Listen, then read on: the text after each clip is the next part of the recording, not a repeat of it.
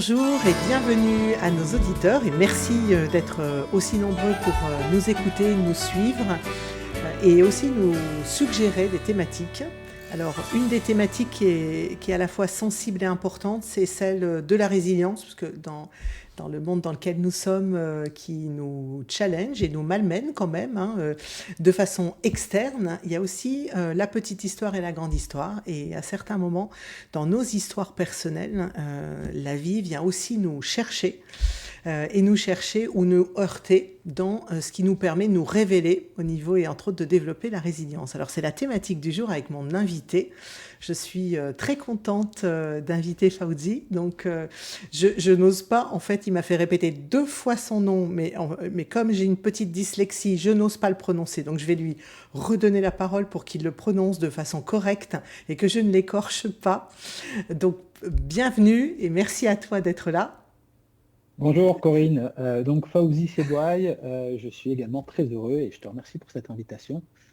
Donc oui, effectivement, on a répété 2, 3 fois mon prénom, mon nom, pardon, mais c'est bon, J'ai le on aurait syndrome de la bonne élève, je veux bien faire. aucun souci. Je Voilà. t'appelle Corinne et puis On fait Fawzi, avec. Et oui, et puis on fait avec les handicaps de chacun. Moi, c'est un petit peu de dyslexie, donc voilà, ça aucun se. souci. Et donc, merci à toi d'avoir bien voulu partager beaucoup de choses de toi, mais on y reviendra, entre autres un livre, et je le présenterai juste après, mais je vais déjà pour les auditeurs là qui viennent de nous écouter, je pense que c'est peut-être important d'entendre voilà, qui tu es professionnellement, socialement, et puis après de rentrer dans ton histoire un peu plus personnelle et de présenter aussi ce qui fait l'objet à la fois du livre, et à la fois, on aura aussi une partie dans le podcast qui est enregistrée en audio et enregistré aussi sur YouTube pour que vous puissiez aussi découvrir les impacts aussi professionnels dans la société. Voilà, on y reviendra, mais je te laisse peut-être te présenter. Oui, avec plaisir Corinne. Donc Fawzi Sebouaï, je suis directeur associé chez Engagement et Performance et un cabinet de conseil en développement collectif.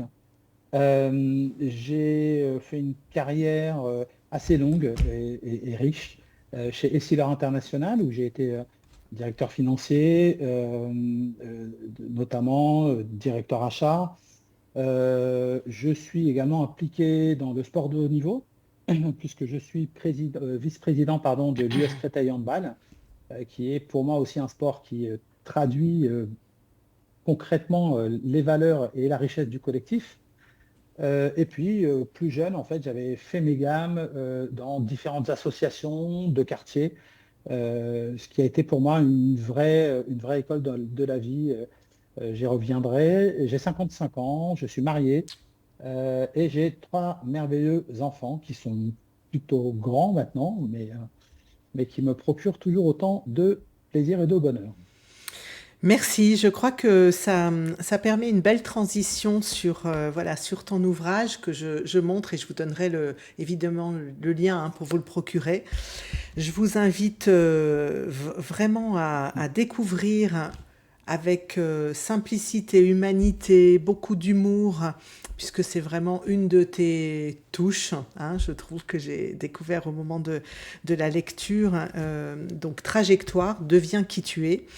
Et ça me permet tout de suite de te poser aussi la question sur qu'est-ce qui fait que tu as souhaité témoigner au travers d'un livre sur ton histoire, et est-ce que tu veux bien nous en dire plus sans spoiler ce que les auditeurs vont découvrir au travers de ton ouvrage, mais quand même pour rentrer dans le vif du sujet de ce qui t'amène à être ici aujourd'hui.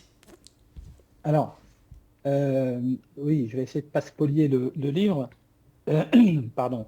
Le fil rouge, en fait, pour moi, c'est qu'effectivement, j'ai une trajectoire assez euh, riche. Et pourtant, je viens d'un milieu très défavorisé. Mes parents sont arrivés d'Algérie dans les années 57, donc je suis fils d'immigrés. Ils étaient dans les bidonvilles de Nanterre. Et puis, je suis enfant d'une grande fratrie. On était 11, une équipe de foot. Et moi, j'étais l'avant-dernier, donc un peu le meneur de jeu, le numéro 10. Et en fait, cette vie que j'ai eue et puis tout ce qui m'est arrivé, notamment mon accident et puis tout ce qui s'est passé ensuite, Mm. m'ont fait prendre conscience en fait de la chance que j'avais en fait d'avoir pu vivre tout ça. C'est-à-dire Mm. indépendamment du fait que ça peut être perçu comme une trajectoire accidentée, parcours de vie douloureux, euh, j'ai toujours su me relever. Et du coup, j'ai toujours su avoir conscience de comment dire, de la chance que j'avais en fait.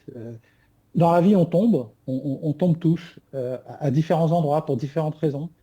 Le plus important, c'est effectivement de savoir comment se relever, de se relever et du coup de retoucher le bonheur et de s'enrichir en fait de toutes ces expériences, euh, qu'elles soient plutôt positives ou négatives. C'est vraiment voilà, se dépasser, avancer, accepter, euh, profiter. Et ma vie, en fait, ça a été ça. Ça a été ça, alors pas tout seul, ça a été ça aussi avec toutes les rencontres que j'ai pu faire qui m'ont justement tendu Mm. la main, Mm. aidé à me relever, pour que moi aussi, à mon tour, je puisse aussi tendre la main et aider.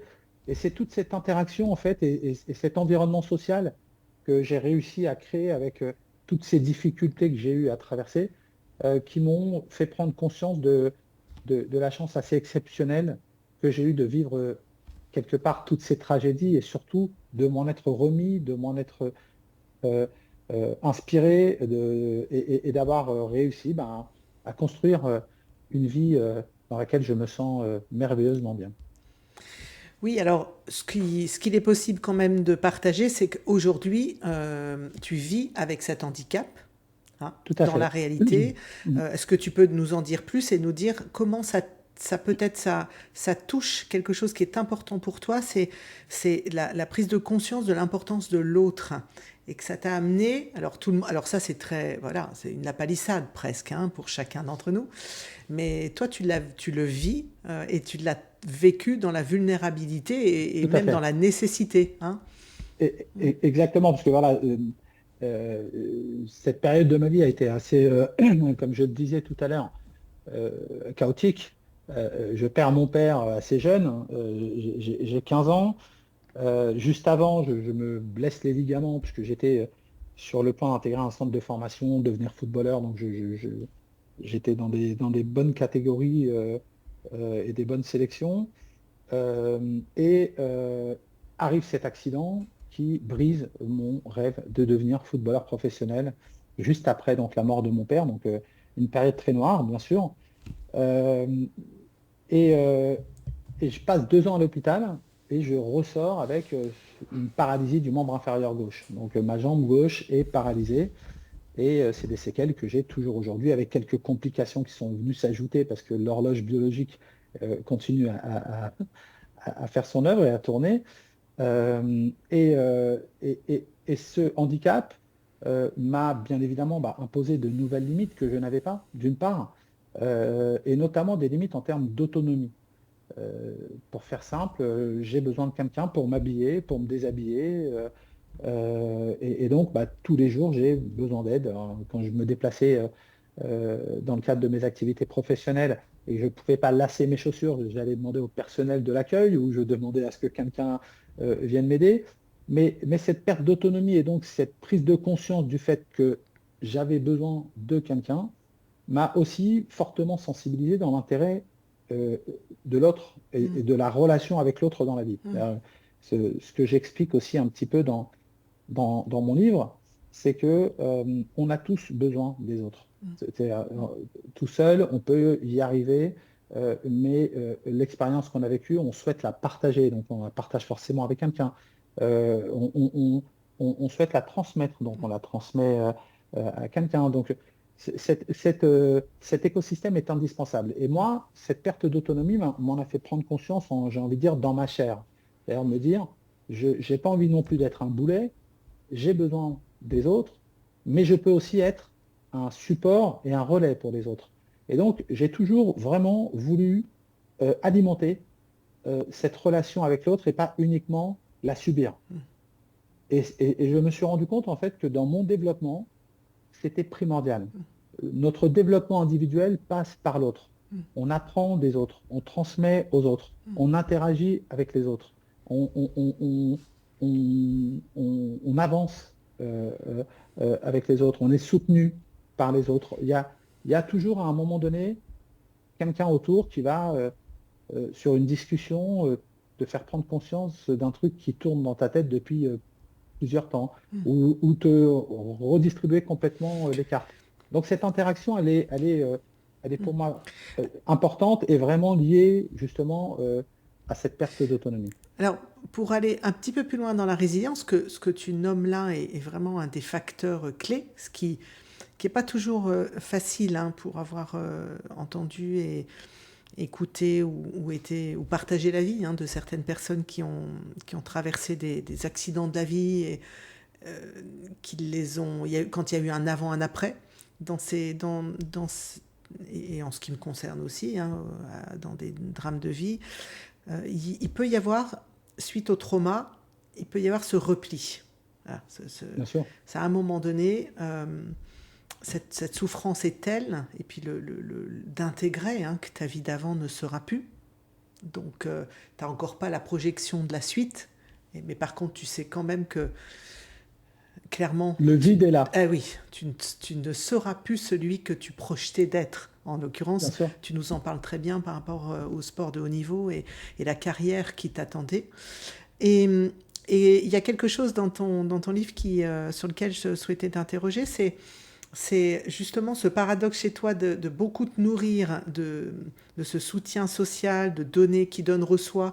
C'est inhérent à qui tu es. Et en même temps, il se trouve que tu n'as pas activé de travail de thérapie, de travail personnel accompagné hein, suite au post-traumatique. On aurait pu imaginer hein, qu'au choc, avec des techniques de MDR, avec le besoin, hein, peut-être comme un préparateur mental, tu vois, qui le fait quand c'est connu aujourd'hui dans le sport. Est-ce que tu peux nous en dire plus sur ce qui a motivé ce choix finalement ?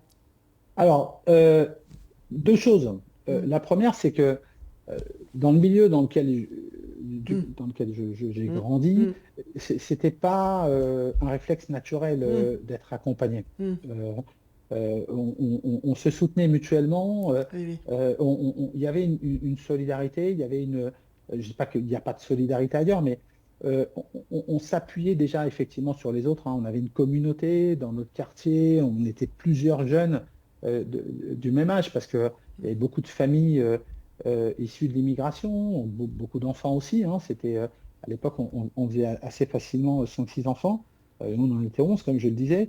Donc il y avait moins ce réflexe d'aller vers et comme je le dis aussi dans mon livre, en fait je me suis concentré sur l'aspect mécanique de ma réparation. Et quand on a 15 ans et qu'on se retrouve à l'hôpital pendant 2 ans, à un moment, on a juste envie de retrouver sa vie. Et j'avais pas trop de doutes là-dessus. Je l'explique également dans le livre. Est-ce que ça a pu te questionner ou te donner une envie après, puisque vu ton parcours aussi chez Essilor et le métier que tu fais aujourd'hui, est-ce que c'est quelque chose qui a pu te questionner, tu vois, le fait ouais. Le fait d'être accompagné, d'être soutenu. Alors, je le suis depuis. D'accord, oui. Okay. Pour d'autres problématiques, j'ai envie de dire, parce que il y a aussi eu cette évolution sociale de par mon parcours. Donc, effectivement, aujourd'hui, je suis peut-être plus confronté à des zones d'incompréhension par rapport à mon logiciel, par rapport à mon référentiel, à mes codes. Et donc là, oui, j'ai besoin de cet accompagnement, de ce support pour pouvoir justement déchiffrer, décrypter. Oui, puis de ce levier de croissance finalement, un peu de dépassement de toi bien sûr, au niveau psychique. Hein, voilà. Okay. Bien sûr. Mais par contre, voilà, je me suis concentré sur l'aspect mécanique. Et j'ai envie de dire que l'aspect plus thérapeutique, je l'ai fait seul, avec les jeunes de mon quartier. Et comme je le dis également dans mon livre, quand je suis sorti de l'hôpital après 2 ans et que j'ai retrouvé mon quartier, rien n'avait changé. J'avais exactement la même place. Alors j'avais juste une jambe raide, Donc de temps en temps, j'entendais des canards boiteux. Mais voilà, ça faisait partie d'ailleurs de ce qu'on pouvait se permettre de s'envoyer avec Mm. bien évidemment toujours de la bienveillance. Mais voilà, l'aspect mental, je l'ai fait Mm. sur le terrain. Oui, puis avec beaucoup le tissu social et le soutien social. Exactement, exactement. Si je vais basculer, parce qu'on est à 15 minutes, je vais basculer dans l'aspect de notre audience, entre autres dans le contexte social professionnel, avec une question, et parce que là, on est à cette frontière justement de... Tu as parlé d'humour, qui n'est pas toujours de l'humour, hein, voilà, mais canard boiteux, voilà, qui est clairement, qui peut être des remarques discriminantes, blessantes. Et, je fais le parallèle avec l'entreprise, avec le retour de quelqu'un qui a un accident de la vie, cancer, AVC, accident physique, en tout cas qui revient différent de comme les collègues ou collaborateurs l'ont connu. Quel conseil tu peux, conseil humble hein, de ton témoignage évidemment, mais quel conseil tu peux donner à un manager qui réintègre un collaborateur qui revient différemment hein, et qui revient différent de son histoire vécue? Bah, je pense que pour moi, l'accompagnement, déjà avant que la personne revienne, je pense qu'il faut échanger pour savoir dans quel état d'esprit elle est. Parce qu'on peut aussi être transformé et ne pas vouloir, euh, ne pas l'accepter ou en tout cas vouloir continuer à faire comme avant. Donc je pense que déjà, avant que la personne vienne, il faut avoir un échange, alors que ce soit avec le manager, avec les RH, sur comment tu vois les choses. Il faut vraiment que ce soit la personne qui se sente libre. euh, Parce que quand on vit des traumatismes comme ça, bien évidemment, on a envie de revenir comme avant, mais parfois on n'en a pas les possibilités, mais on n'a pas envie d'être jugé. Et donc, il ne faut pas non plus laisser ces personnes s'exposer en disant, bah non, on va la laisser, elle va... Donc, je pense que déjà, il y a une préparation avant que la personne arrive. Et puis ensuite, il faut la laisser, en fait, alors, bien sûr en maîtrisant, et c'est là que l'importance de la préparation, que la préparation a toute son importance. Si on voit qu'elle veut faire des choses qui ne sont pas adaptées, on est aussi capable de le mentionner.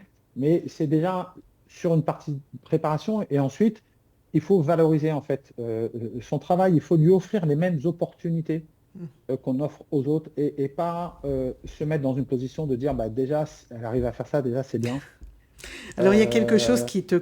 Enfin vraiment, en préparant ce podcast, j'ai entendu ce point-là que je partage, hein, qui est vraiment de revenir sur les cercles de Covey, hein, c'est-à-dire aller là où tu as de l'impact et de l'influence. Et est-ce que tu peux Exactement. nous en dire plus, puisque ça a toute sa place dans l'entreprise, d'ailleurs, pour qui que ce soit, hein, que Oui. traverser une étape de résilience ou pas. Est-ce que tu veux nous dire ton point de vue là-dessus, parce qu'il est quand même assez Alors, engagé? oui, alors moi, le parallèle que je fais avec mon handicap, c'est qu'effectivement, j'ai tout de suite pris conscience, comme je le disais, pardon, des limites que ce handicap m'a fixées. Et du coup, je me suis efforcé de faire bouger les autres limites, c'est-à-dire toutes les limites qui étaient imposées. Alors, je ne peux pas faire de vélo, je ne peux pas m'habiller seul, je peux pas. Il y a des outils qui peuvent m'aider. Mais là, je n'ai pas cherché à m'entêter, à aller euh, passer des années pour essayer de récupérer 1% de... Non. Euh, ces années, j'ai voulu les consacrer plutôt à, OK, dans ce que je peux faire, qu'est-ce que je peux mieux faire? Qu'est-ce que je peux développer? Qu'est-ce que je peux aller chercher de nouveau? Donc, c'est vraiment se concentrer sur ce sur quoi on a de l'influence. Mm. Au niveau professionnel, pardon, chez Essilor, j'ai été confronté à un changement assez structurant dans le cadre d'une fusion. Et je me souviens quand cette fusion a été annoncée, la grande majorité des équipes étaient là un peu, bah ouais, mais qu'est-ce qui va se passer, cette incertitude, et puis bon, ben, on n'est pas sûr, qu'est-ce qu'on va devenir, comment on va faire. Et moi, je faisais partie des rats, on était quelques-uns à dire, OK, super, donc ça c'est le nouveau cadre, donc où est-ce qu'on nous attend et qu'est-ce qu'il faut qu'on fasse pour pouvoir justement se mettre dans les meilleures dispositions pour pouvoir profiter des opportunités qui vont être, Est-ce qui vont que, être est-ce que, présentes dans le cadre de cette est-ce réorganisation. que ça voudrait dire que presque ton expérience de vie, quand elle est arrivée très tôt, ça t'a appris euh, à intégrer rapidement ce qui ne sera plus et explorer tous les possibles de ce qui pouvait te mettre de l'énergie ou te donner envie ou de là où tu pourrais aller. Est-ce que tu Oui, imagines que oui, ça a oui. pu te faire bouger ça? Alors, bien évidemment, c'est lié aussi à tout ce qui touche à Hum, l'adaptation, hum. donc Et l'agilité. au coping aussi, hein. Euh, Oui, oui. exactement. Moi, Hum, hum, par exemple, mon handicap m'impose le fait que quand je suis à table, hum, j'ai une place, en fait, dans laquelle je peux me mettre avec ma jambe tendue. Euh, et donc, en fait, partout, à chaque instant, hum, on doit anticiper hum, ce qui arrive pour pouvoir euh, se mettre dans les meilleures dispositions. Je ne peux pas pique-niquer, par exemple, ma hanche est bloquée. Donc moi, si j'ai pas de dossier, donc, euh, le fait de tout le temps se poser des questions sur où est-ce que je hum, vais être hum, et comment je dois hum, m'adapter, hum, forcément que ça développe des compétences nouvelles et de recherche tout de suite d'anticipation hum, de quel que soit l'environnement, et on sait que c'est des environnements qui sont assez mouvants hum. et de plus en plus, hein, on parle beaucoup, je le disais, d'agilité, de réorganisation, de changement, de conduite du changement. Donc c'est toujours aussi être capable de se dire, pas subir, Hum. mais prendre la mesure et se mettre dans les meilleures Dans, dispositions. dans le cadre de l'entreprise, j'imagine par rapport à un manager, un leader, en tout cas collaborateur, hein, qui travaille avec quelqu'un qui a une particularité suite à une histoire de vie ou un accident de vie, c'est une histoire personnelle, comme tu l'as dit dans le titre du podcast. Je pense que peut-être, est-ce que tu valides ça? Le mieux, c'est d'interroger, de demander de quoi tu as besoin, qu'est-ce qui est important ou qui est possible, pas possible, et de Bien sûr. finalement de surtout pas aller dans cette forme un peu de discrimination qui en est une, hein, en pensant à la place de l'autre, C'est ça. surtout en se disant bah non, ça il va pas y arriver, ou il va pas pouvoir, ou ça va le gêner, on va pas lui en parler. Tu es contre tout ça en fait, hein. Est-ce que ça Oui, t'irrite un peu? alors Ouais, c'est toujours compliqué, ouais, Corinne, de trouver le bon équilibre entre ouais. trop de bienveillance où la personne a l'impression d'être assistée et Mm, ça peut mm, aussi être mm, source voilà, d'incompréhension, d'inconfort, et puis l'ignorance où la personne va dire bah, mm. ils ont conscience quand même de ce qui m'est arrivé. Oui, Donc c'est compliqué parce que oui, ça, là, une fois de plus, on est dans une relation mm, entre une personne qui mm, doit accompagner une autre personne qui a le besoin et il faut réguler tout ça. Je pense qu'il faut être voilà, sur des phrases assez ouvertes, type mm, sens-toi libre. Voilà, un mm, manager qui dit à une personne handicapée, écoute, sens-toi libre. mm, Sens-toi libre de voilà, d'adapter mm, les choses comme tu le souhaites. Si tu veux qu'on parle un petit peu de ton périmètre de responsabilité, si tu voilà, sens-toi libre. mm, Vraiment, le côté sens-toi libre, c'est aussi le côté responsabilisant. mm, Tu vois, plutôt que de dire on peut aménager ça, tu voudrais qu'on mm, supprime mm, ça, mm, ou j'ai constaté que tu avais du mal, sur quoi tu t'appuies. mm, Donc, je pense qu'il faut vraiment, voilà,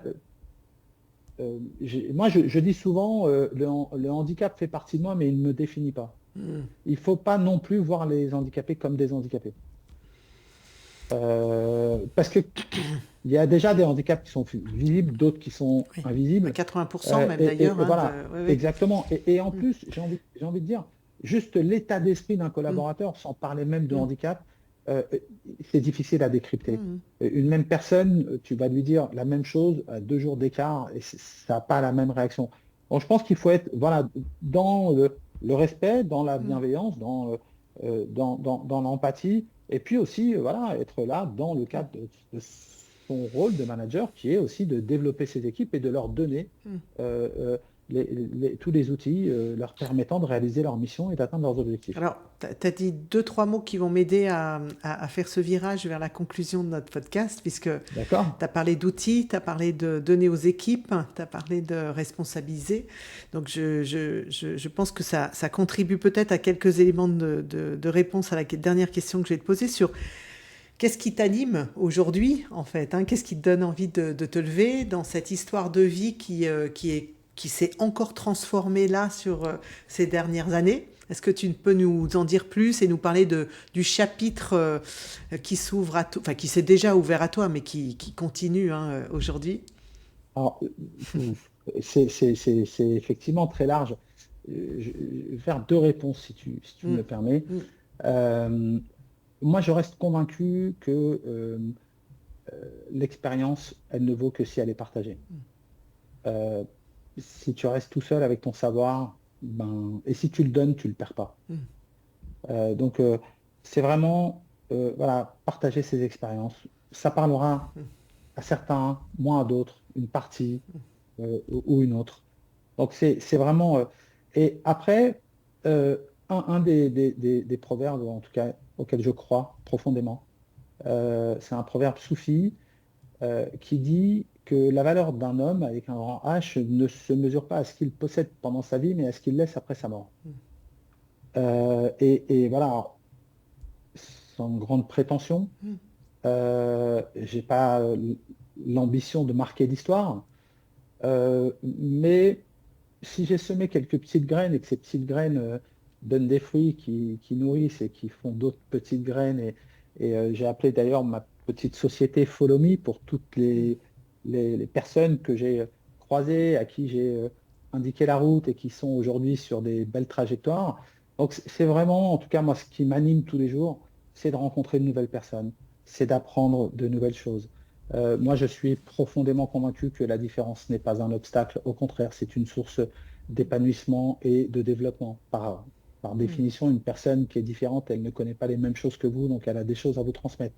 Donc, dans mon livre, c'est vraiment aussi cette histoire autour de, voilà, c'est un hymne au vivre ensemble. Moi, je porte plusieurs différences dont je suis fier.